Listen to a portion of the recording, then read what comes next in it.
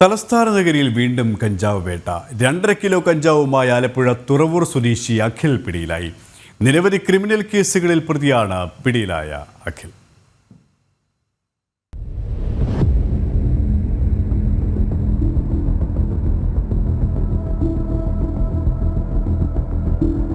തിരുവനന്തപുരം കിള്ളിപ്പാലം കേന്ദ്രീകരിച്ച് വിൽപ്പനയ്ക്കെത്തിച്ച 2.5 കിലോ കഞ്ചാവാണ് രഹസ്യവിവരത്തിന്റെ അടിസ്ഥാനത്തിൽ museum police പിടികൂടിയത്.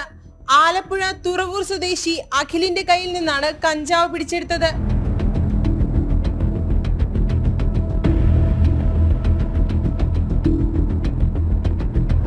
ആറ് മാലമോഷണ കേസുകളിലടക്കം 15 കേസുകളിൽ പ്രതിയാണ് പിടിയിലായ അഖിൽ. നേരത്തെ ചേർത്തല പോലീസും കഞ്ചാവ് വിൽപ്പന കേസിൽ അഖിലിനെ അറസ്റ്റ് ചെയ്തിട്ടുണ്ട്. SHO വിമൽ, SI മാരായ വിപിൻ, ഷെഫിൻ, അമൽ സുധാകർ, സുമിത് തുടങ്ങിയവർ അറസ്റ്റിന് നേതൃത്വം നൽകി. നഗരത്തിൽ ലഹരി മരുന്ന് ഉപയോഗം വർദ്ധിക്കുന്ന സാഹചര്യത്തിൽ പരിശോധന ശക്തമാക്കിയിരുന്നു. ജനം, തിരുവനന്തപുരം.